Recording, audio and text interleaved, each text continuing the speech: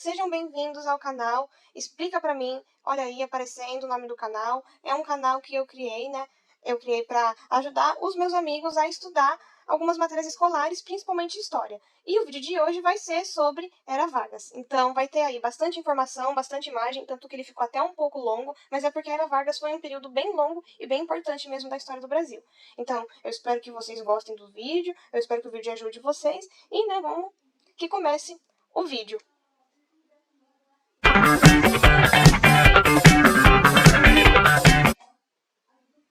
Bom, gente, então, a Era Vargas, ela foi aí um período muito importante da história do Brasil. Foi um período muito complexo, então a gente precisa de muita atenção para entender tudo, porque, assim, tiveram coisas bem diferentes durante a Era Vargas. Enfim, vocês vão entender durante o vídeo. E aí, primeiramente, antes de explicar a Era Vargas, eu vou explicar para vocês quem era Getúlio Vargas. Bom, então, primeiramente, pra gente aprender, pra gente entender a Era Vargas, a gente precisa saber quem é Getúlio Vargas, né? Afinal de contas, o personagem principal, o protagonista da Era Vargas. Gente, o Getúlio Vargas, ele era um político lá do Rio Grande do Sul, um gaúcho, né? E uma das características principais dele é que Getúlio Vargas era pragmático. O que isso significa? Tudo que ele fazia tinha um motivo. Ele não fazia nada sem pensar. Outra coisa, ele era muito esperto também. Então, ele era pragmático, calculista, ele fazia todas as coisas que ele fazia, ele pensava antes. Todas as coisas tinham um motivo. E, obviamente, na maioria das vezes, esse motivo ia beneficiar ele mesmo. Outra coisa é que Getúlio Vargas, ele era uma personalidade muito controversa. Ele era, assim, meio que um homem de fases. Porque, assim, o Getúlio Vargas, ele já foi presidente, ele já foi ditador, ele já foi da direita, ele já foi da esquerda. Então, assim, durante a história, o Getúlio Vargas, ele vai mudar de lado, vai mudar de opinião várias vezes. E, obviamente, ele sempre vai estar do lado que é mais favorável, o lado que é mais conveniente para ele. Outra coisa importantíssima do Getúlio Vargas. O Vargas era uma pessoa viciada no poder. Ele gostava muito do poder. E vocês vão perceber durante o vídeo que a maioria das atitudes dele vão ser motivadas pela vontade de continuar no poder. Isso era importantíssimo para Getúlio Vargas. Então, assim, é muito importante a gente entender a personalidade do Vargas para conseguir compreender a Era Vargas e as coisas que ele vai fazer durante esse período. Então, Vargas era uma pessoa pragmática, calculista, esperta, controverso e gostava muito do poder. Mas enfim, vamos lá, né? Antes de eu explicar o que era a Era Vargas em si, eu vou explicar o que estava acontecendo no mundo e no Brasil para o Getúlio Vargas conseguir chegar no poder. Então eu vou contextualizar ali o que estava acontecendo mais ou menos nos anos 20, anos 30, por aí. Bom, primeiramente, em 1914 a gente teve o quê? A famosa Primeira Guerra Mundial, né? Que teve toda aquela coisa lá de Alemanha contra Inglaterra, aí tinha a França no meio também. Enfim, a Primeira Guerra Mundial, ela meio que gerou um sentimento de ódio e de vingança entre os países, principalmente os países da Europa. Sem falar que ela afetou também muito a economia europeia, o que também acaba afetando o mundo, e ela abalou muito a população do mundo inteiro. Porque nunca na história do mundo tinha acontecido um conflito tão violento quanto a Primeira Guerra Mundial naquela época. Então, assim, tiveram muitas mortes, tiveram muita violência, e as pessoas ficaram abaladas, né? Ficaram espantadas, porque aquilo nunca tinha acontecido, assim, numa escala tão grande e numa escala global, afetando tantos países. E também, para piorar a situação, como se não bastasse a Primeira Guerra, logo depois a gente teve a crise de 29, né, que foi ali a queda da Bolsa de Valores dos Estados Unidos. E assim, Estados Unidos está em crise, o mundo inteiro vai entrar em crise também. Então, a crise de 29, ela foi muito ruim para o Brasil, porque naquela época a economia do Brasil girava em torno do café. E quem comprava o nosso café eram os americanos. Se os Estados Unidos estavam em crise, os americanos não tinham dinheiro para comprar o nosso café. Então a gente perdeu a nossa fonte de renda principal, que era a venda de café. Então isso abalou muito a economia do Brasil, abalou muito os fazendeiros. Então, o que estava acontecendo? As pessoas do mundo inteiro, elas estavam dividindo um sentimento de desespero, porque teve uma guerra, depois teve uma crise. Então as pessoas, elas estavam começando a parar de acreditar na democracia e a parar de acreditar no capitalismo. As pessoas não conseguiam mais acreditar que a democracia era um sistema capaz de garantir que o mundo continuasse em ordem. As pessoas não acreditavam mais na democracia. E elas estavam desesperadas. Desesperadas. Isso é muito importante entender isso. E aí, o que aconteceu? Começou a surgir no mundo várias ideias, várias não, né? Surgiram duas ideias extremistas em vários lugares do mundo, né? Então a gente sabe, por exemplo, que lá na Europa, na Alemanha, Itália, Portugal, Espanha, teve o fascismo e o nazismo, que era uma política de extrema direita, e lá na Rússia, por exemplo, teve o comunismo, que era uma política de extrema esquerda. Então, assim, essas ideias extremistas, elas são muito perigosas, porque elas sempre aparecem nesses momentos de crise, momentos de desespero, e elas sempre falam assim, a gente vai salvar todo mundo, e a gente vai salvar a economia, e aí tudo vai ficar melhor, e nunca é isso que acontece, né? Extremismo é a pior coisa do mundo. E aí, o que estava acontecendo no Brasil? O Brasil, nessa época, não estava muito diferente. O Brasil não estava nada pacífico, porque a gente estava vivendo a República Oligárquica, que é aquela famosa República Café com Leite. Então, era assim, em um ano tinha um presidente paulista no poder, depois um mineiro, aí depois um paulista e depois um mineiro. Ou seja, somente o estado de Minas e o estado de São Paulo controlavam o Brasil. Todos os outros estados praticamente não tinham poder de escolha, não tinham poder de decisão, eles simplesmente tinham que aceitar. E por que isso acontecia? Porque São Paulo tinha produção de café, que era muito importante para a economia, e Minas tinha a questão do leite e do queijo Minas. Então eles controlavam literalmente tudo.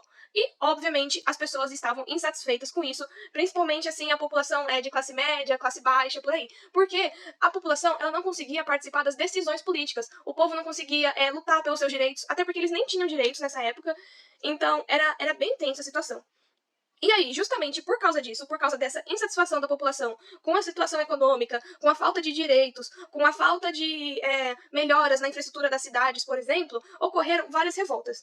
E duas dessas revoltas foram o tenentismo e a Coluna Prestes, que são, assim, as mais importantes, sabe? Tiveram outras, mas essas são as mais importantes. O tenentismo, ela foi uma revolta aí, que foi iniciada por tenentes do exército, e eles começaram a percorrer pelo Brasil, tentando tomar o poder, mas não deu certo. E a Coluna Prestes foi um negócio meio parecido, só que a Coluna Prestes já era mais ligada à esquerda e ao socialismo. E ela foi liderada pelo Luiz Carlos Prestes. Guarda esse nome, que esse nome é importante. Luiz Carlos Prestes vai aparecer lá na frente. Mas enfim, nenhuma dessas revoltas deu certo. É só pra mostrar mesmo que o Brasil não estava pacífico e que o povo estava mesmo insatisfeito. E outra coisa que é importante lembrar também, que pode cair numa prova em alguma coisa do tipo. Nessa época no Brasil, em 1922, a gente teve a Semana de Arte Moderna, que foi aí um movimento que artistas brasileiros fizeram para fazer uma exposição de obras brasileiras, obras nacionais. Então, em 1922, estava ocorrendo o quê? Uma valorização da cultura nacional, da cultura brasileira. O que é isso? Pintores, escritores, cantores estavam valorizando a cultura do Brasil. Eles queriam que o Brasil criasse uma cultura própria, que não tivesse influência da Europa ou dos Estados Unidos, por exemplo. Porque até então o Brasil copiava muito ou a Europa ou os Estados Unidos. E esses artistas, eles defendiam que a gente tinha que criar uma cultura própria. Então, assim, isso não vai ser muito importante para a Era Vargas, mas é bom saber porque é dessa época, então eu decidi trazer aqui no vídeo. Agora, o que a gente tem que lembrar mesmo é da questão da República Oligárquica, café com leite, que a população estava insatisfeita. E, justamente por causa dessa insatisfação, ocorreu a Revolução de 1930. Que se chama Revolução de 1930. E ela ocorreu graças a esse cara que tá aí na tela, que é o Washington Luiz. O Washington Luiz, na época, ele era presidente do Brasil. E o que ia acontecer? O Washington Luiz, ele tinha que indicar um candidato mineiro, porque ia ter eleições, então outro presidente ia entrar no poder. Então, pela lógica da política café com leite, se o Washington, que era um paulista, o próximo deveria ser um mineiro. Só que o Washington Luiz, ele quebrou, ele desrespeitou a política café com leite. Ele indicou outro paulista para ficar no poder. Ele indicou o Júlio Prestes, que é esse cara que tá aí na tela. E, obviamente, Minas Gerais não gostou nada disso. Porque eles queriam um mineiro agora no poder. Era a vez deles, não era a vez de São Paulo. Então o que Minas Gerais fez? Então vocês vão colocar um paulista? Então a gente vai fazer uma aliança. Aí Minas foi lá no Rio Grande do Sul, conversou com o pessoal do Rio Grande do Sul, conversou com o pessoal da Paraíba também, e juntos eles fizeram uma aliança liberal. Era o nome do grupo, Aliança Liberal. E eles indicaram quem? Eles indicaram Getúlio Vargas à presidência para concorrer contra o Júlio Prestes. E aí, a Aliança Liberal indica Getúlio Vargas para presidente e João Pessoa para vice-presidente. Getúlio Vargas do Rio Grande do Sul e João Pessoa da Paraíba. Só que, infelizmente, mesmo com a campanha, todas as promessas de Vargas, não deu certo e o Júlio Prestes venceu. Mas não vai ficar assim por muito tempo. O Júlio Prestes foi eleito presidente, só que aconteceu um negócio. Lembra do João Pessoa, que era candidato a vice? Ele foi morto. E aí, é uma questão complicada, porque assim, alguns historiadores defendem que o João Pessoa foi morto devido a um caso romântico, que ele tinha uma amante, e aí o marido da amante dele foi lá e matou o João Pessoa.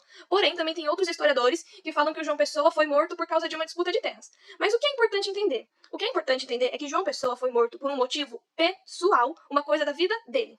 E o que aconteceu? O Getúlio Vargas, ele viu na morte de João Pessoa uma oportunidade de fazer uma revolta. Por quê? O Getúlio Vargas, ele foi lá e ele falou assim: gente, que absurdo, João Pessoa, ele foi assassinado, isso é um atentado contra a democracia, nós não podemos aguentar isso, eu não aguento mais isso, eu vou fazer uma revolução e não sei o que lá. Porque o Getúlio Vargas, ele falou que o João Pessoa foi morto por motivos políticos. O Getúlio Vargas estava espalhando que o João Pessoa tinha sido morto pelo pessoal da oposição, o pessoal do Júlio Prestes, e que isso era um crime político absurdo. Então, assim, o Getúlio Vargas, ele juntou um tanto de gente lá com ele, que tava meio revoltada também. Ele começou a ir em direção ao Rio de Janeiro. E aí, o que aconteceu? Os militares ficaram com medo de acontecer uma guerra civil no Brasil, que seria, no caso, uma guerra entre a população do Brasil. Isso seria péssimo, né? Porque a situação já não tava boa. Se tivesse uma guerra civil, ia acontecer um monte de violência, várias coisas seriam destruídas e teriam várias mortes. Então, pra não ter uma guerra civil, o que os militares fizeram? Eles tiraram o Júlio Prestes do poder e colocaram o Getúlio Vargas por meio de um golpe de Estado. Então, essa foi a Revolução de 1930. Getúlio Vargas entrou no poder por meio de um golpe de Estado dos militares. Só que, uma coisa que é importante lembrar, a chegada do Vargas no poder e a Revolução de 1930 não significaram grandes mudanças radicais na mudança do país. Tipo assim, não é pra você pensar, nossa, teve uma revolução, agora tudo vai mudar e tudo vai melhorar. Não, não foi bem assim. O Vargas chegou no poder, é claro que várias coisas mudaram, só que a sociedade do Brasil, a estrutura social do Brasil, continua a mesma, sabe? Que é aquela pirâmide social lá da elite no topo e a população pobre embaixo. Então, assim, a elite continuava controlando tudo, sendo manda-chuva, e a população pobre continuava lá, trabalhando até morrer, sem direitos, e também sem participação na política. A chegada de Vargas no poder não significou que a população começou a participar da política. Muito pelo contrário, Vargas vai fazer uma ditadura mais pra frente. Então, importante lembrar isso. Não houveram mudanças radicais na estrutura social do país. Foi simplesmente um golpe de Estado para colocar o Getúlio Vargas no poder. Mas enfim, Vargas, presidente, começa o quê? A Era Vargas. A Era Vargas é um período bem longo e ela é dividida em 3 fases. O governo provisório, o governo constitucional e o Estado Novo. O Estado Novo vai ser a parte mais longa da Era Vargas e a parte mais complicada também. Bom, então vamos lá, né? Governo provisório. O governo provisório, ele recebeu esse nome porque ele era provisório. Não era para Getúlio Vargas continuar no poder. Era só para não ter uma guerra civil. Lembra? Os militares só colocaram ele no poder para não ter uma guerra civil. Então, era provisório ali. Por enquanto não tinha uma solução melhor. Mas tá, o Vargas estava no poder. Qual que era o principal objetivo do Getúlio Vargas nesse momento? O principal objetivo dele era enfraquecer as oligarquias, enfraquecer os fazendeiros, né? Lá, os paulistas e os mineiros. Porque esse pessoal, ele estava controlando, os paulistas e os mineiros, eles estavam controlando tudo. Então Vargas queria enfraquecer eles. Porque se ele conseguisse enfraquecer as oligarquias, os fazendeiros, aí ele ia conseguir continuar no poder e ia ganhar popularidade. Então, assim, como que essas oligarquias ficavam no poder? Elas ficavam no poder por meio de eleições fraudulentas, eleições corruptas. Então o que acontecia? Nessa época a gente tinha o voto de cabresto, a gente tinha voto comprado, tinha um monte de coisa que fazia com que os fazendeiros, né, os candidatos ali de São Paulo e Minas vencessem as eleições de uma forma corrupta. Então era tudo controlado, era tudo manipulado. Tanto que foi assim que o Júlio Prestes venceu, né, porque a população estava até gostando do Getúlio. Só que como a eleição era corrupta, o Júlio venceu. Mas isso não importa mais. Aí, então, para o Vargas tirar as oligarquias do poder, ele precisava acabar com essa corrupção das eleições. Então, ele criou um código eleitoral, ele fez o voto secreto, porque aí não dava mais para controlar o voto, ele criou a justiça eleitoral para fiscalizar tudo, e ele também nomeou interventores. O que é isso? Tem os estados, né? Por exemplo, tem o estado lá de São Paulo, o estado do Rio de Janeiro, Rio Grande do Sul, Minas Gerais, Mato Grosso. Cada estado tem o seu governador. O Vargas, ele simplesmente tirou os governadores do poder e nomeou interventores, que eram tenentes da confiança do Vargas, que iam controlar os estados para garantir, né, que nada saísse do controle e nada de ruim acontecesse. Então eram pessoas da confiança de Getúlio Vargas para comandar os estados. E outra medida também do Vargas foi o concurso público. Por quê? Antes não tinha concurso público. Então quem escolhia, por exemplo, quem era o juiz, eram as pessoas que estavam no poder, que no caso eram os fazendeiros. Só que agora, com o concurso público, a população faz uma prova e aí quem for o melhor vence. Então não tem como você controlar quem vai ser o juiz. Então aí não tem como você manipular a justiça. Ou seja, o Vargas, a primeira coisa que ele fez no governo provisório foi centralizar o poder nas mãos dele e enfraquecer as oligarquias. E é claro que as oligarquias não gostaram nada disso. E o estado de São Paulo ficou totalmente insatisfeito com Getúlio Vargas. O que eles fizeram? Eles fizeram uma revolução. A famosa Revolução Constitucionalista de 1932, ou, simplesmente, se você preferir, Revolução de 32. O que os paulistas estavam alegando? Eles falaram assim, Vargas, mas peraí, você não pode governar sem uma Constituição. Por quê? O Getúlio Vargas, como ele era um governante provisório, ele estava governando sem Constituição. Então, assim, não tinha leis, ele não tinha que prestar contas a ninguém. Ele meio que fazia tudo o que ele queria. Porque funciona assim no Brasil, tem o presidente, e o presidente precisa obedecer à Constituição. Se não tem uma Constituição, o presidente faz o que ele quiser. E era exatamente isso que o Getúlio Vargas estava fazendo. Então, os paulistas foram lá e exigiram uma Constituição. Aí teve conflito armado, sim, teve gente lutando com arma e tudo, e no meio disso surgiu um símbolo muito importante que é o MMDC. MMDC é uma sigla para os nomes Martins, Miragaia, Drauzio e Camargo. Quem que eles eram? Eles eram estudantes que acabaram morrendo lá no meio de um confronto. Foi uma coisa super violenta? Não, não foi. Provavelmente eles morreram por causa de uma bala perdida. Inclusive, tinha um quinto cara, teve mais um que morreu, só que como esse quinto cara demorou pra morrer, ele nem ficou famoso. Mas enfim, esses 4 estudantes morreram lá no meio de um confronto, e aí eles meio que viraram um símbolo da resistência. Era uma coisa tipo assim, nossa, eles não morreram em vão, nós vamos continuar lutando por eles, porque São Paulo vai conseguir, e não sei o que lá, essas coisas. Então São Paulo tava lá lutando, exigindo Constituição, e deu certo? Não, não deu certo. Eles foram vencidos, eles foram duramente reprimidos. Só que o Vargas decidiu fazer o que eles queriam. O Vargas formou uma Assembleia Constituinte, Assembleia, que ia formar a Constituição. Então a gente teve aí a nossa Constituição Federal de 1934. Aí você pergunta, mas peraí, se o Vargas não gostava dos paulistas, por que ele resolveu fazer a Constituição que os paulistas estavam pedindo? Na verdade, o Vargas ele não fez isso para agradar os paulistas, e ele também não fez isso porque ele se importava com os paulistas. Ele fez isso porque ele sabia que, se ele não fizesse uma Constituição, as oligarquias paulistas, que eram muito poderosas porque elas controlavam a economia, iam ficar insatisfeitas com ele. E provavelmente também outras oligarquias. E isso não seria bom, porque isso seria uma ameaça ao Getúlio Vargas. Então, para evitar que tivessem outras revoltas, ele resolveu fazer a Constituição só para poder controlar as pessoas. Porque se tivesse uma Constituição, não teria do que eles reclamarem. Então, o que essa Constituição falava? Primeiramente, ela definia o Brasil como uma república federativa, que não era bem verdade, porque uma república federativa é um país que tem as federações, que no caso são os estados. Só que não estava acontecendo bem isso, né? Porque o poder, na verdade, estava concentrado no presidente, que era o Getúlio Vargas, e os estados eram controlados pelos interventores, que eram os tenentes. Então, o Brasil não era bem uma república federativa, mas tudo bem. A Constituição colocou uma coisa muito importante, que foi o voto secreto e o voto feminino, pela primeira vez no Brasil, eleições diretas, ou seja, o povo que escolhia o candidato que vai ficar no poder, um mandato presidencial de 4 anos, ensino primário obrigatório e algumas leis trabalhistas. Então, foi assim uma Constituição importante até, porque, né, voto secreto, voto feminino, eleições diretas, coisas novas pro Brasil. E aí, já que a gente passou a ter uma Constituição, então nós fomos para uma nova fase da era Vargas, que é o governo constitucional, que se chama constitucional justamente porque tinha uma Constituição, não era mais provisório. E aí, nessa época do governo constitucional surgiram 2 coisas. A e B, que é a Ação Integralista Brasileira. É só você decorar que é BIA ao contrário. E também surgiu a ANL, que era a Aliança Nacional Liberal. Já vou falar aqui logo de cara que as duas se odiavam e eram inimigas. Mas vamos lá. A AIB, ela era fascista. Ela se inspirava nos regimes fascistas e autoritários da Europa. Então eles eram de extrema direita. Extremamente extrema direita. Eles eram fascistas, eles eram anticomunistas, eles eram anticapitalistas, eles eram antissocialistas, eles eram antiliberalistas, eles eram anti-tudo.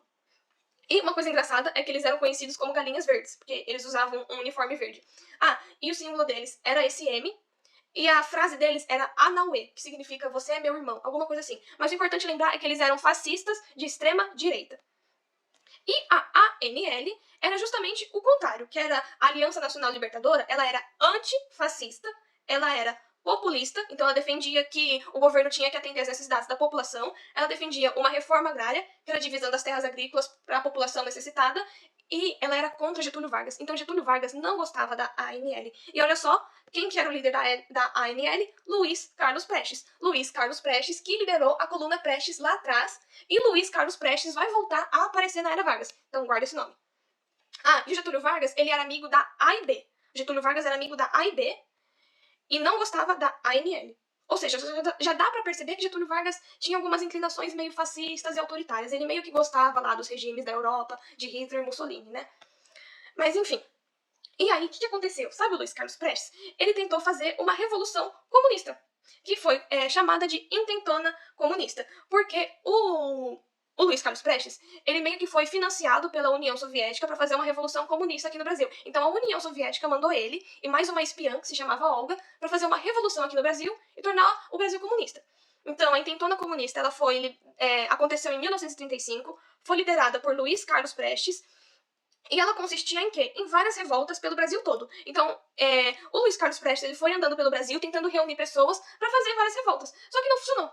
Quase ninguém gostou, quase ninguém aderiu à intentona comunista e ela foi duramente reprimida. Até porque, nessa época, os regimes capitalistas, eles morriam de medo do comunismo. Qualquer país que fosse capitalista nessa época morria de medo do comunismo, odiava o comunismo, ninguém queria saber de comunismo.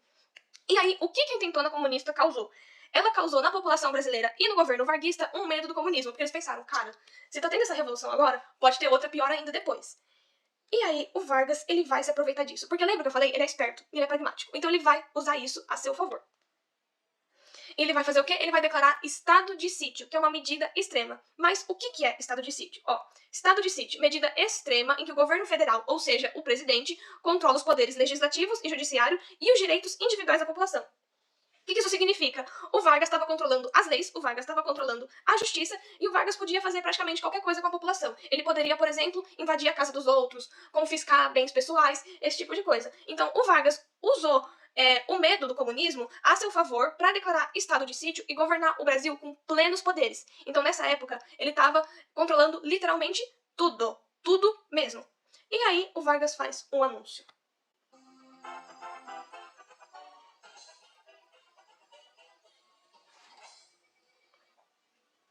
O Vargas anuncia o Plano Corre. O que era o Plano Corre? O Getúlio Vargas, ele foi lá nas rádios e ele falou que o governo tinha achado documentos comunistas de que tinha um plano da União Soviética, da Rússia no caso, para tomar o poder do Brasil. Ele chegou até a falar que tinham tropas soviéticas na fronteira do Brasil. Gente, isso é impossível, né? O Brasil tá de um lado do mundo e a Rússia tá do outro. Mas enfim, o plano corre foi isso. Getúlio Vargas anuncia nas rádios a descoberta de documentos de uma suposta tentativa de tomada de poder comunista. E pra que ele vai fazer isso? Ele fez isso para causar mais medo ainda na população. E aí ele usou esse plano corre como justificativa para um golpe de Estado que ele vai dar em 1937. Inclusive, esqueci de falar, o Plano Corre, ele recebeu esse nome porque o Vargas falou que tinha um agente comunista que se chamava Corre, por isso que ficou conhecido por esse nome. Mais pra frente, descobriram que era tudo mentira, que não tinha documento nenhum, que foi tudo falso. Então, assim, o Vargas, ele inventou um plano comunista para causar medo na população e justificar um golpe de Estado. Então, meio que assim, olha, vai acontecer uma revolução comunista e eles vão controlar o Brasil. Sabe quem que é a única pessoa que pode salvar o Brasil? Sim, eu. Então, ele fez um golpe de Estado em 1937. E antes disso, ele fez a Constituição Polaca. A Constituição Polaca era horrível. Ela foi inspirada nos governos fascistas, ou seja, ela era inspirada no fascismo e no nazismo. Já começa por aí. Ela já tinha sido preparada, então assim, o Vargas, ele não foi pego de surpresa. Ele já estava querendo fazer isso há um tempo, então ele meio que já estava com o plano Corre e com a Constituição Polaca em mente. Ele só estava esperando o quê? O momento perfeito. E esse nome Polaca é devido ao fato dessa Constituição ter sido inspirada na Constituição da Polônia. Então, Polônia, Polaca. Mas enfim, a Constituição Polaca era uma Constituição inspirada nos governos fascistas. Bom, agora que o Vargas deu o golpe de Estado, de 1937, com a Constituição Polaca, vai começar o Estado Novo. O Estado Novo, ele foi aí o período mais longo da Era Vargas, durando cerca de 8 anos, e antes de mais nada é muito importante dizer que o Estado Novo foi uma ditadura. E outra coisa interessante é o fato da nomenclatura, Estado Novo.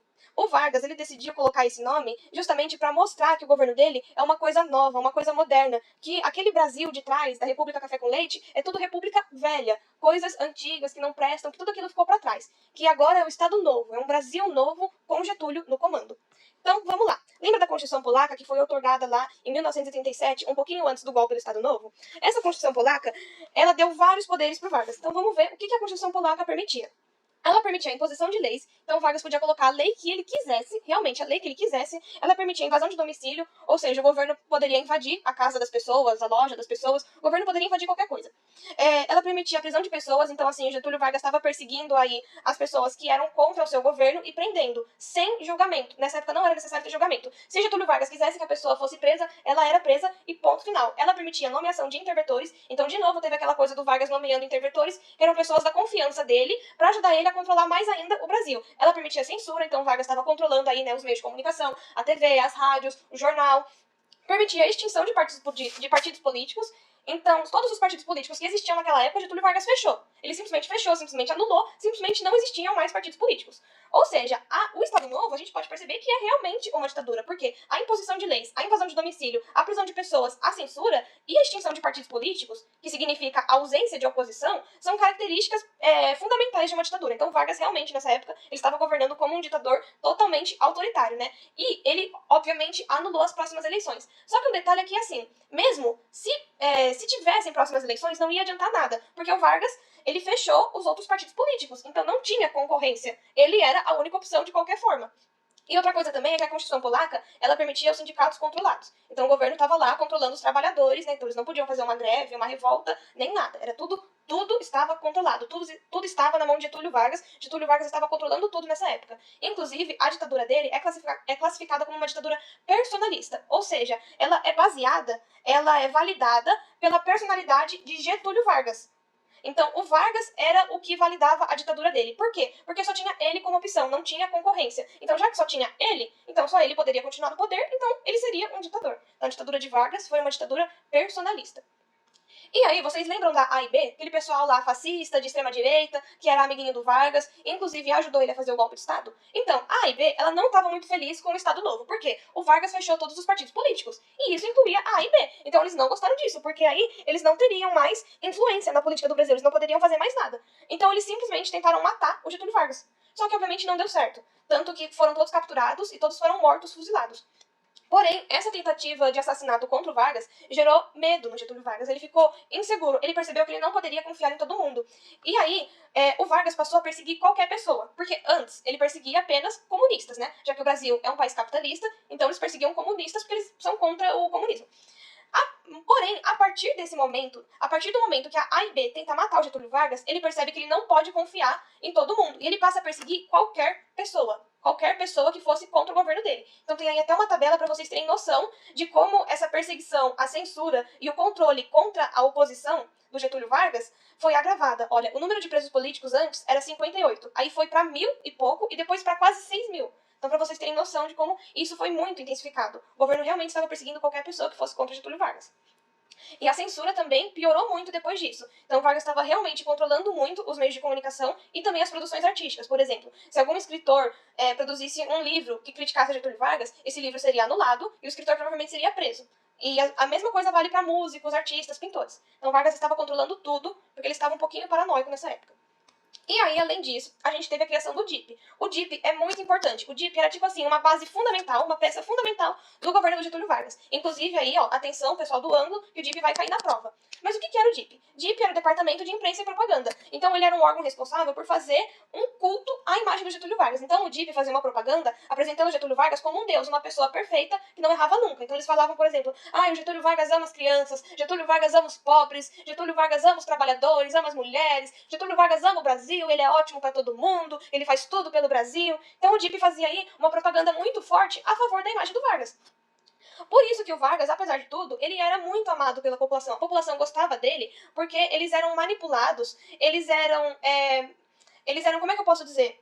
Manipulados a acreditar que Getúlio Vargas era realmente uma pessoa incrível. Porque todas aquelas perseguições que o Vargas fazia contra a oposição era feita debaixo dos panos. Essas coisas não iam pro público, então as pessoas não sabiam. Elas realmente viam Vargas como o melhor governante que o Brasil já teve. E outra coisa importante é que nessa época foi o período que o Vargas mais teve poder concentrado nas mãos dele. Para vocês terem noção, nem Dom Pedro I, que foi imperador do Brasil, teve tanto poder assim. Então Getúlio Vargas ele realmente estava controlando tudo e a população apoiava ele, graças ao DIP.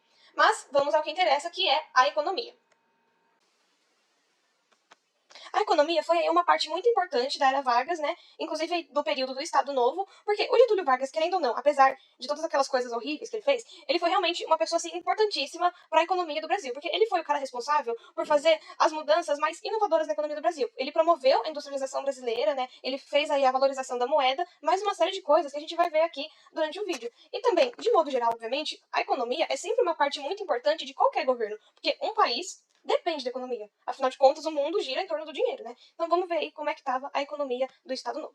Bom, tinham três grupos sociais, assim, vamos dizer, no Brasil, que eles tinham vontades em relação à economia. E a gente pode dizer aí que o Estado Novo, o governo do Getúlio Vargas, no aspecto socioeconômico, ou seja, no que diz respeito à economia, ele foi responsável por satisfazer a burocracia civil, os militares e os industriais. Porque o que eles queriam? Esses três, eles queriam uma coisa em comum. Eles queriam promover o desenvolvimento econômico do Brasil sem causar grandes abalos na estrutura social do país. Então, eles queriam que o Brasil se desenvolvesse, progredisse, se tornasse um país rico economicamente, sem que isso afetasse a pirâmide social, que é aquela coisa que eu comentei no início do vídeo, da elite no topo e a população pobre, né, sendo ali mais vulnerável, inferior, que sofre mais, que depende das outras camadas, etc. E isso, gente, se a gente for parar pra pensar, é uma coisa muito pesada, porque eles queriam que o Brasil se tornasse um país rico, sem que o povo pobre, o povo vulnerável, os trabalhadores aí, vamos dizer, progredissem também, porque eles não queriam que essas pessoas, que os trabalhadores, tomassem consciência de que ter acesso à educação e ter acesso a um emprego, a um salário melhor, são coisas boas e são coisas importantes, porque se essas pessoas tomassem consciência de que eles merecem direitos, se essas pessoas tivessem conhecimento e tivessem educação, elas não seriam mais submissas aos donos de indústrias, ao governo, aos militares. Então é aquela coisa, o governo, os industriais e os militares, eles gostam de uma população burra, porque uma população burra é mais fácil de ser controlada. Então, assim, repetindo só para dar ênfase, o governo Vargas, no aspecto socioeconômico, a gente pode dizer que ele foi responsável pelo progresso econômico do Brasil, pelo desenvolvimento industrial do Brasil, sem que isso afetasse a estrutura social do país. Então, aquela ordem social continuou a mesma. E era exatamente isso que esses três grupos queriam em comum. Porém, eles também tinham motivos próprios, né? Então, vamos ver aí. A burocracia civil, que seriam, assim, a classe média mais para alta, tipo assim, os comerciantes, eles queriam independência econômica. Então, eles queriam que o Brasil se industrializasse para eles não dependerem mais da compra de produtos do exterior. Então, eles queriam comprar produtos do Brasil mesmo para vender. Eles não queriam depender dos Estados Unidos. Porque lembra que nessa época a gente teve a guerra e a gente teve a crise. Então, as pessoas estavam percebendo que depender de países do exterior, países como a Europa e os Estados Unidos, não era bom. Porque se algo de ruim acontecesse com esses países, a gente ia se ferrar também. Então, a burocracia civil queria independência econômica. Já os militares queriam segurança. Mas como assim segurança? O que isso tem a ver? Bom, na verdade é bem simples. Quando a economia circula, quer dizer que o dinheiro está circulando. Então as pessoas estão ganhando mais, as pessoas estão gastando mais. E se as pessoas têm salários, têm dinheiro, né, para comprar comida, para comprar roupa, para comprar coisas básicas, não existem motivos para acontecer, por exemplo, assaltos. Uma pessoa que tem dinheiro para comprar as coisas, ela não vai assaltar, ela não vai roubar. E também quando a população está conseguindo viver aí, está conseguindo se sustentar, não tem motivos para, por exemplo, ter greves, ter revoltas. Então isso era bom para os militares, porque isso aumentava o nível da segurança do Brasil.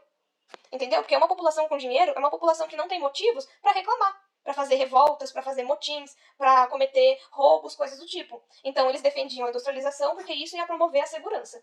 Já os industriais, que são aí os empresários, os donos de indústrias privadas aí, eles queriam incentivos à industrialização. Então os industriais, eles defendiam que o governo, no caso Getúlio Vargas, precisava incentivar a indústria privada. Eles precisavam de ajuda para criar suas próprias indústrias, suas próprias empresas. Porque como eu disse, nessa época tinha acontecido a Primeira Guerra Mundial e a crise de 29. Então as pessoas estavam percebendo que o liberalismo, né, que o liberalismo defende que o Estado não precisa interferir na economia. As pessoas perceberam que o liberalismo, ele não era tão bom assim, porque os Estados Unidos, por exemplo, teve a crise de 29. Como que eles resolveram isso? O governo dos Estados Unidos interferiu ajudando as pessoas. Então os industriais aqui do Brasil, eles defendiam que o governo, o Getúlio Vargas, precisava incentivar a industrialização brasileira. E aí, o que vai acontecer? Nesse contexto de Primeira Guerra Mundial e de crise de 29, o Brasil iniciou uma industrialização por substituição de importações. Porque, veja bem, até então o Brasil não tinha indústria. O Brasil era um país agrícola, que vendia café e não tinha indústria. Então, assim, as coisas que tinham aqui no Brasil, ou a gente comprava da Europa, ou a gente comprava dos Estados Unidos, ou aí de outros países, né? Por exemplo, como o Japão, que é só um exemplo. Só que esses países, alguns estavam quebrados por causa da guerra e outros estavam em crise, por causa da crise de 29. Então o Brasil teve que se virar e aprender a produzir suas próprias coisas. Então, a crise de 29 e a Primeira Guerra Mundial causaram a industrialização por substituição de importações no Brasil. Industrialização por substituição de importações, o próprio nome dela diz. Ela é baseada na substituição de produtos que eram comprados no interior ou no exterior por produtos nacionais. Então, por exemplo, se a gente compra roupas dos Estados Unidos, agora a gente vai passar a produzir nossas próprias roupas aqui no Brasil. E quais que eram as características dessa industrialização que era tão amada por Getúlio Vargas? Gente, Getúlio Vargas amava a industrialização por substituição de importações. Ela era nacionalista desenvolvimentista, porque ela defendia a produção nacional, sem o capital, sem o dinheiro de outros países. Então, ela defendia que o Brasil deveria ser independente, por isso, nacionalista e desenvolvimentista. Ela consistia na substituição de produtos estrangeiros por nacionais, que foi o que eu falei, né? Se a gente compra uma blusa dos Estados Unidos, agora a gente vai passar a produzir essa blusa aqui e parar de comprar deles.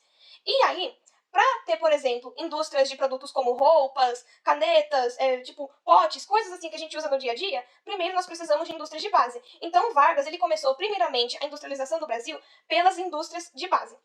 E aí, para que isso fosse possível, né, para que o Brasil realmente conseguisse ter indústrias, porque isso não acontece do dia para noite, afinal é um processo muito caro, o Vargas fez aí algumas medidas. Ele colocou a proteção tarifária. O que é a proteção tarifária? É quando o governo aumenta os impostos em produtos do exterior. Por exemplo, agora mesmo, a Shein está sendo taxada. Se você comprar roupa da Shein, corre o risco de você ser taxado e essa roupa ficar mais cara. Por que o governo faz isso? Porque se você aumentar os impostos em produtos de outros países, esses produtos vão se tornar mais caros. E aí a população vai preferir comprar os produtos do Brasil. Então isso vai ser bom para a economia do Brasil. Então isso é proteção tarifária. Aumentar os impostos de produtos do exterior para promover a compra de produtos nacionais. O Vargas colocou também os juros baixos, que no caso são juros de bancos para as pessoas conseguirem fazer os empréstimos. Então, o governo Vargas, o Banco Nacional, nessa época, estava concedendo vários empréstimos para o pessoal que queria ir abrir uma indústria. Então, isso foi muito bom para os empresários, porque abrir uma indústria é muito caro, ainda mais no Brasil, que não tinha tecnologia, não tinha preparo para isso. Então, eles tiveram que começar do zero. E para isso foi necessário que eles pegassem dinheiro emprestado do governo.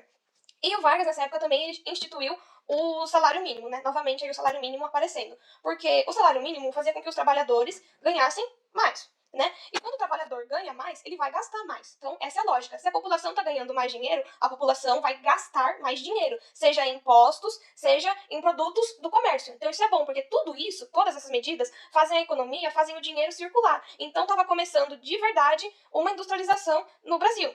E aí, o Vargas, ele inicia as indústrias de base que eu tinha falado antes. As indústrias de base, como o próprio nome fala, elas são a base de tudo, porque elas são responsáveis por fornecer a matéria-prima.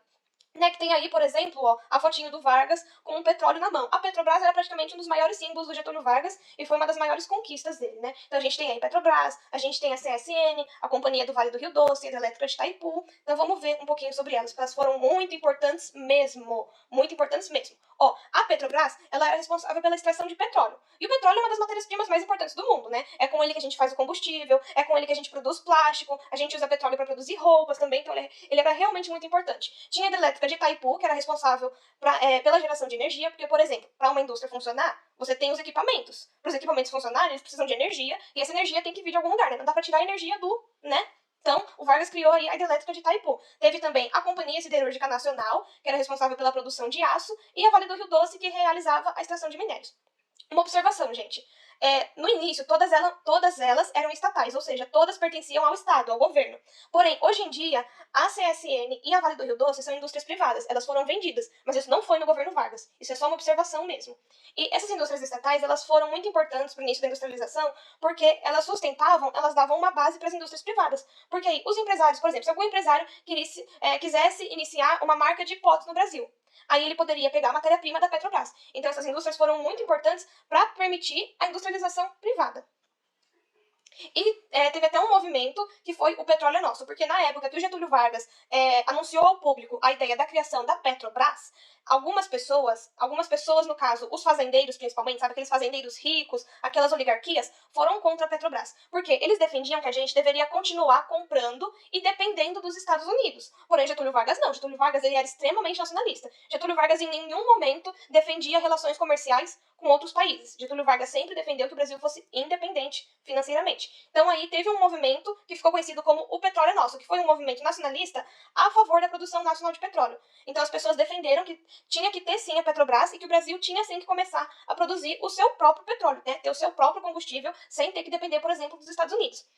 Aí, inclusive, você pode até perguntar, nossa, mas por que esses fazendeiros defendiam que a gente tinha que depender dos Estados Unidos? Porque esses fazendeiros, eles tinham, desde a época da República Café com Leite, uma relação com os empresários americanos. Então, eles ganhavam dinheiro com isso, por isso que para eles era favorável. Só que, obviamente, depender de outro país nunca é favorável. Então, aí teve o movimento do Petróleo é Nosso e a Petrobras foi inaugurada e até hoje ela tá aí, linda, maravilhosa, funcionando, fornecendo matéria-prima para o Brasil todo.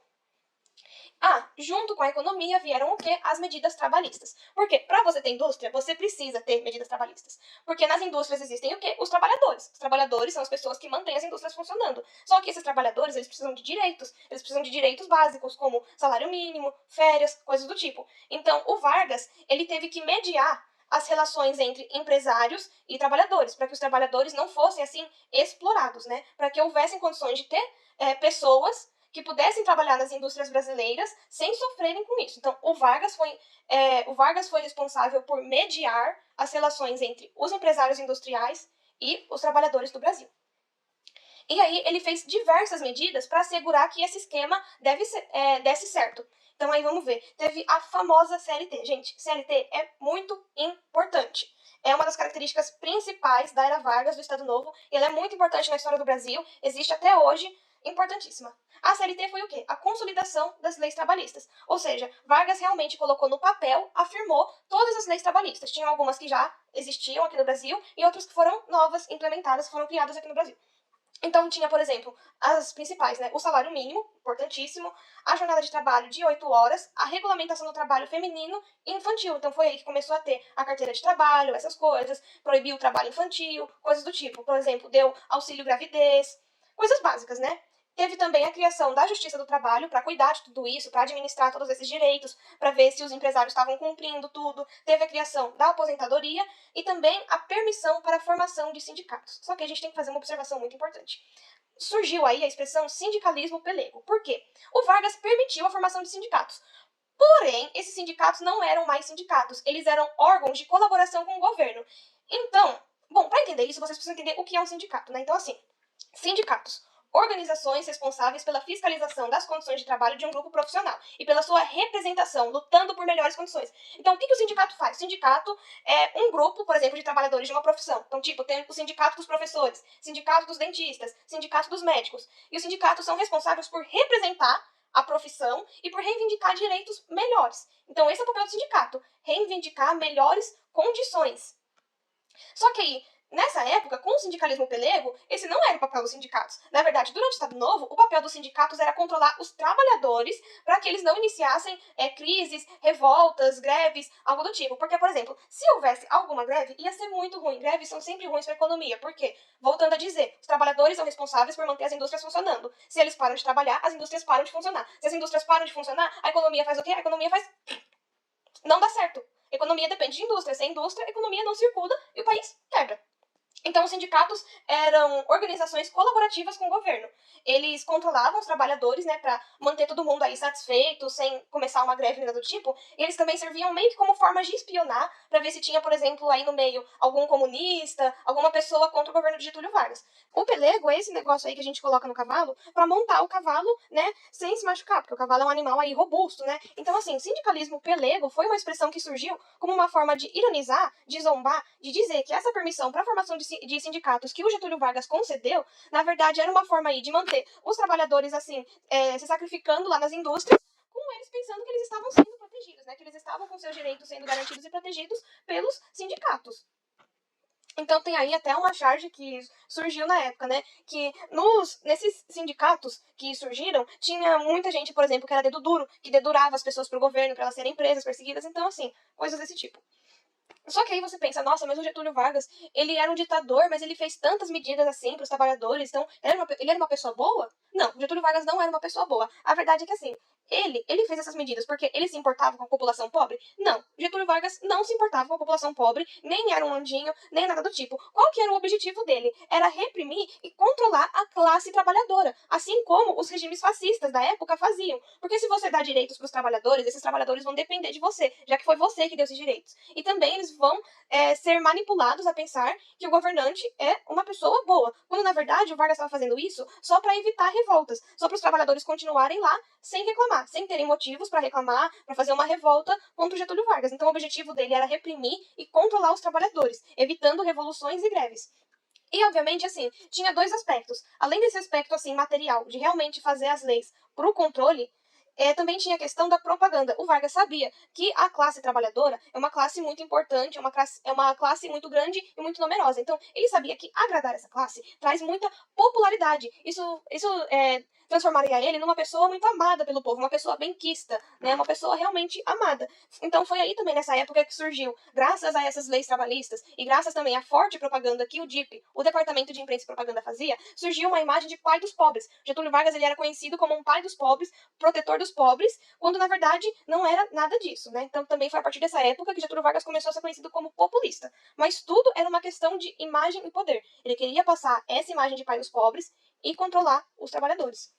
Então era imagem e poder. E também tem a questão do mito da dádiva, inclusive, atenção novamente, pessoal do ângulo, e isso vai cair na prova. O que foi o mito da dádiva? Foi essa coisa da população acreditar que elas só tinham direitos graças ao Getúlio Vargas, que foi o Getúlio Vargas que inventou esses direitos, como salário mínimo, direito a férias remuneradas, jornada de 8 horas, sendo que essas medidas elas já existiam há anos e anos, há mais de 100, 200 anos em outros países. A única coisa que o Vargas fez foi pegar e copiar. Então aí, ó, o mito da dádiva, se perguntarem para você numa prova, por exemplo, você pode muito bem falar que o mito da dádiva era uma crença da população de que Getúlio Vargas fora quem inventara medidas trabalhistas como o salário mínimo e a jornada de 8 horas, sendo que tais direitos já existiam há mais de 100 anos em outros países como a Europa. Então a população acreditava que foi Getúlio Vargas responsável por criar essas coisas, que ele fez isso para o bem dos pobres, quando na verdade, não.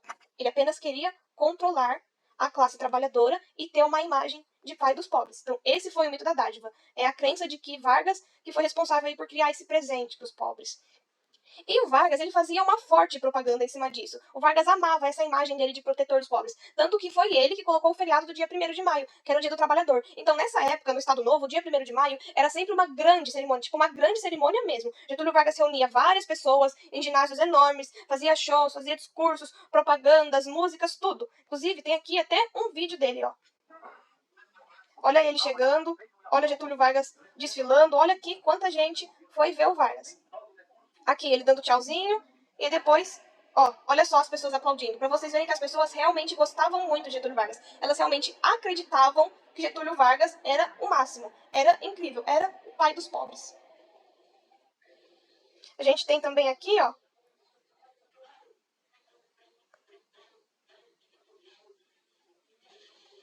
o Vargas, né, fazendo discurso, defendendo aí os princípios católicos, todas essas coisas assim. Então, opa, pronto, parou. Então, assim, criou-se essa imagem de pai dos pobres em cima de Getúlio Vargas. E aí ele ganhou também um caráter populista. O que é, né, o populismo? O populismo é uma ideologia política em que o governante ele cria um forte vínculo com a população. Então, o governante cria uma relação direta com o povo, que era exatamente isso que Getúlio fazia, de ir lá, fazer discurso, todas essas cerimônias, assim, para dar a impressão de que o governante é próximo das pessoas, né? É gente da gente que se importa. Então, populismo trata-se de uma prática política na qual o governante cria uma relação direta com o povo, através de seu carisma, concessões e discurso de união das massas. É uma estratégia da direita, ou seja, da política de direita, foi muito praticada na era Vargas. Populismo também foi praticado por regimes fascistas e os outros governantes que vão vir depois do Vargas, eles vão repetir o populismo também, porque eles vão perceber que o populismo é uma ótima forma de propaganda, de vender a imagem do governante. E aí tem até uma charge que tá aí do lado, que é o Getúlio Vargas perguntando: espelho meu, existe algum governo mais popular que o meu? E o espelho responde: o seu é populista sim, já democrático, porque é aquela coisa, né? O Getúlio Vargas dava aqueles direitos, mas ele dava aqueles direitos para controlar a população. E ele continuava mantendo a ditadura. Então, o populismo, na verdade, é uma forma de enganar o povo, fazendo o povo pensar que o governante está concedendo direitos, está concedendo coisas boas, quando na verdade ele está manipulando, controlando.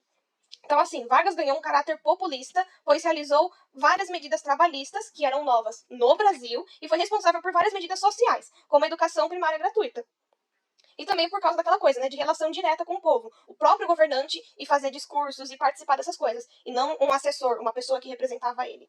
Sem falar da forte propaganda que o DIP fazia. Por isso que eu falei, o DIP era a peça fundamental do governo do Getúlio Vargas. E também o Vargas ele colocou outras medidas que foram muito importantes para o Brasil, que a gente não pode negar. Apesar de tudo, Getúlio Vargas foi, assim, realmente o governante mais importante da história do nosso país. Ele que colocou o SUS, que revolucionou a saúde brasileira, né, que foi o Sistema Único de Saúde, então as pessoas, os brasileiros passaram, pela primeira vez a ter acesso à saúde gratuita. Isso é muito importante. Saúde é uma coisa básica, remédio é uma coisa básica. O Vargas criou também o Ministério da Educação e Saúde, né, então começou a ter educação gratuita e obrigatória, então as pessoas passaram aí para a escola até um certo nível, porque era obrigatório e tinha as escolas públicas, e o Vargas colocou aí também a Previdência Social Pública. E, assim, ele era muito amado pelo povo mesmo, principalmente nesse momento. Esse momento, após todas essas concessões que o Vargas fez, o SUS, os direitos trabalhistas e tudo isso, foi o momento de mais, vamos dizer assim, amor, entre aspas, entre Getúlio Vargas e o povo. Ele realmente estava muito popular nessa época. Só que tudo teria continuado assim. Tudo seria perfeito se não tivesse acontecido uma coisa. O Estado Novo durou de 1937 a 1945. O que aconteceu em 1945? A Segunda Guerra Mundial. Então aí, né, na época da Segunda Guerra Mundial, o Brasil estava neutro no início da guerra. Vocês lembram, né, que teve o Hitler lá na Alemanha e os Estados Unidos estava lutando contra a Alemanha. Os Estados Unidos fazia parte dos aliados. Só que o Brasil, ele tinha relações comerciais tanto com os Estados Unidos quanto com a Alemanha. Inclusive, Getúlio Vargas gostava de Hitler. Getúlio Vargas gostava muito da Alemanha. O Brasil tinha fortíssimas relações econômicas com a Alemanha. Então, Getúlio Vargas ficou meio que, né, sem saber para onde ir. Porque ele tinha relações econômicas com os Estados Unidos e gostava muito da Alemanha. Então o Brasil no início estava neutro. Só que aconteceu uma coisa que mudou tudo. O Roosevelt, que é esse cara que tá aí no canto da tela, ele era presidente dos Estados Unidos na época. E ele chegou pro Vargas e ele falou assim: Ô Getúlio, eu tô precisando de uma ajuda aqui na guerra e tal. Porque o que os Estados Unidos queria com o Brasil?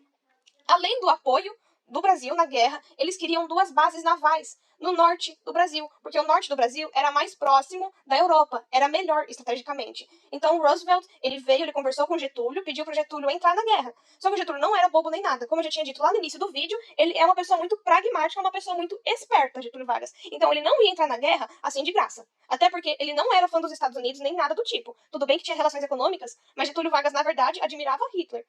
Então, o que o Vargas fez? Ele viu que o Roosevelt precisava da ajuda do Brasil e ele fez uma proposta. Ele falou assim, tá, eu posso te ajudar, só que eu quero uma coisa em troca. Lembra a CSN, que produz aço, que é aquela indústria de base? Então, a CSN, ela só existiu graças aos Estados Unidos. Porque qual foi a proposta do Getúlio Vargas? O Vargas disse que só ia entrar na guerra se os Estados Unidos desse os equipamentos que o Brasil precisava para fazer a CSN, que eram muito caros. Então, o Roosevelt, ele aceitou, veio aqui no Brasil, mandou, né, os americanos trazerem aqui todos os equipamentos, o forno, tudo aquilo lá que era super caro, e eles montaram a CSN. Então, a CSN só existe graças a isso. E aí...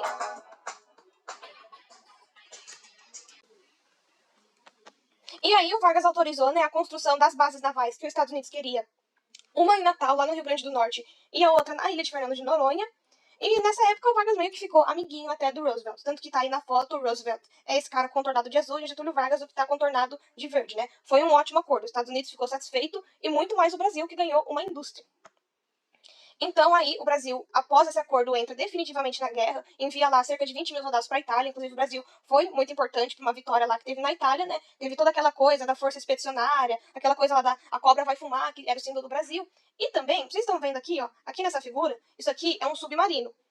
Isso foi uma propaganda que o Brasil fez quando a gente entrou na guerra. E aí tem uma mão de um soldado segurando um submarino. E isso é uma referência porque antes do Brasil entrar na guerra, a Alemanha afundou alguns navios brasileiros. E essa foi uma das justificativas para o Brasil entrar na guerra. Então o Brasil definitivamente entra na Segunda Guerra Mundial e envia os soldados lá para a Itália.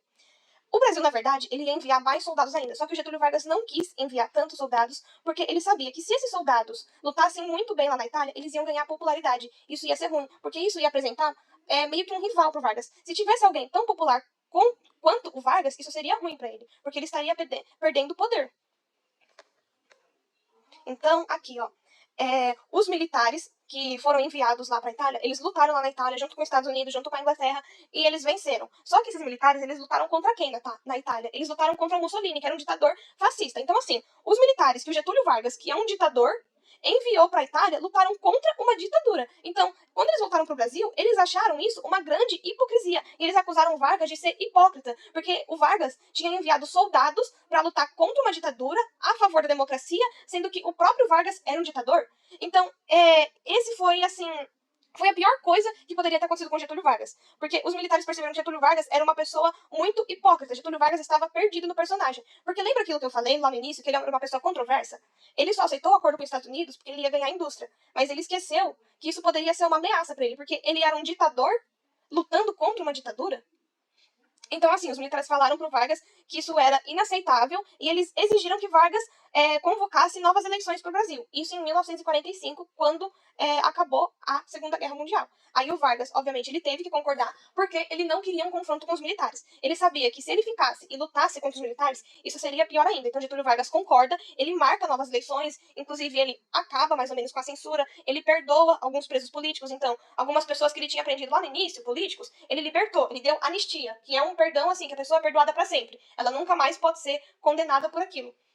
Então, né, o Brasil ia ter novas eleições. E aí, outra pessoa ia ser eleita se não acontecesse uma coisa, o queremismo. O queremismo foi um movimento popular que partiu do povo, teve uma certa influência do DIP, mas partiu do povo e grandes multidões foram às ruas falar que elas queriam Getúlio Vargas de volta no poder, que elas não queriam novas eleições, não queriam votar em outro candidato e queriam Getúlio. Mas por que essas pessoas estavam defendendo tanto Getúlio? Bom, primeiramente que tinha forte propaganda do DIP. Então é aquilo que eu falei, as pessoas realmente acreditavam que Getúlio Vargas era uma pessoa boa. E segundo, os trabalhadores, eles tinham aquela questão do mito da dádiva. Eles acreditavam que os direitos deles só existiam graças a Getúlio Vargas. Então os trabalhadores associaram os direitos deles ao Getúlio Vargas. Então eles pensavam que se outra pessoa entrasse no poder, eles não teriam mais direitos. Por isso eles ficaram com muito medo e defenderam lá que o Getúlio Vargas continuasse no poder. E isso foi um movimento enorme, o queremismo pelo Brasil todo, que foi o lema Queremos Getúlio. Só que não deu certo, porque, assim, os militares e a oposição, eles viram aí, né, que o queremismo estava ganhando muita força e eles pensaram, caramba, Getúlio Vargas vai acabar fazendo outro golpe e vai continuar no poder. E isso não poderia acontecer, porque se ele fizesse outro golpe e continuasse no poder, ele ia acabar ficando no poder para sempre. Então, os militares e os outros políticos que tinham sido soltos para concorrer às novas eleições ficaram com medo do Vargas fazer outro golpe, continuar no poder com o apoio da população e ficar lá para sempre. Então, os militares, diante dessa situação, eles forçaram Getúlio a renunciar. Então, Getúlio Vargas não poderia concorrer às eleições. Porém, uma coisa muito importante é que o fim da era Vargas não significa o fim do Getúlio Vargas. Mais pra frente, daqui a uns 6 anos, Getúlio Vargas ainda vai voltar ao poder no Brasil, porque ele vai ser eleito. E antes disso, ele ainda vai ser eleito senador.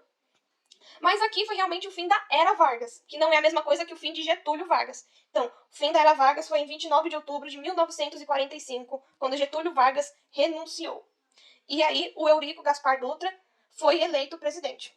E esse foi definitivamente o fim da era Vargas. Então, como que chegou o fim da era Vargas? Vargas enviou os militares para a guerra. Aqueles militares perceberam que o Vargas era muito hipócrita por ser um ditador que estava lutando a favor da democracia. Isso fez com que surgissem novas eleições. E aí o Vargas foi obrigado a renunciar e o Dutra foi eleito. A eleição do Dutra é o fim da era Vargas em 1945, o fim do Estado Novo. E aí tá aquilo que eu falei, o fim da era Vargas não significa o fim de Getúlio Vargas. Em 1945, Getúlio ainda será eleito senador e depois presidente. Mas isso já é assunto para outro vídeo. Isso já é outra história. Então, gente, muito obrigada aí, espero que tenha ajudado. Vou pedir desculpa pelo tempo, o vídeo ficou bem longo mesmo, mas é porque a Era Vargas, ela realmente tem muita coisa, só que para ajudar eu fiz um resumo. Então aí, quem quiser pode tirar print dessa tela, porque eu acho que ela pode ser bem útil. Então, resumindo, a Era Vargas foi dividida em 3 fases. A primeira foi o governo provisório, de 1930 a 1934. Teve aquela revolução dos paulistas, e aí o Getúlio Vargas fez uma constituição que colocava o voto secreto e o voto feminino. Depois da Constituição, começou o governo constitucional, que vai ser de 1934 até 1937. Durante o governo constitucional, a gente teve a aparição da AIB e da ANL, que eram 2 partidos políticos novos, sendo a AIB fascista e a ANL comunista, liderada pelo Luiz Carlos Prestes. Aí o Luiz Carlos Prestes fez a Intentona Comunista, que foi financiada pela Revolução Soviética, e o Vargas se aproveitou disso para fazer o Plano Corre, que ele usou como justificativa para o golpe de Estado de 1937. Junto com o Plano Corre veio a Constituição Polaca, que era uma Constituição inspirada nos regimes fascistas, que dava plenos poderes a Getúlio Vargas. Então Getúlio Vargas inicia o Estado Novo, que era uma ditadura com plenos poderes, controlando o poder legislativo e judiciário. Então a gente tem a criação do DIP, que é o Departamento de Imprensa e Propaganda, a gente tem o mito da dádiva, relacionado com as leis trabalhistas, a gente tem a promoção da industrialização no Brasil, que foi muito importante, tem o sindicalismo pelego, conhecido como peleguismo, a gente tem a criação da CLT, que foi a consolidação das leis trabalhistas, a criação do SUS e a aposentadoria. Aí acontece aquela coisa que ocorre a Segunda Guerra Mundial e os militares obrigam Vargas a marcar novas eleições porque eles perceberam que o Getúlio Vargas fazia uma ditadura. Então a gente tem um movimento queremista, que a população pede para o Vargas continuar no poder, mas não dá certo, Vargas é obrigado a renunciar, Dutra é eleito e a Era Vargas acaba. Lembrando aí dos pontos mais importantes: DIP, Departamento de Imprensa e Propaganda, industrialização, leis trabalhistas e mito da dádiva. Vargas vai voltar à presidência em 1951, eleito pelo povo. Mas aí já é outra coisa. Então, gente, muito obrigada mesmo de novo. Desculpa aí pelo tempo. Espero que isso ajude vocês. Então, tchau.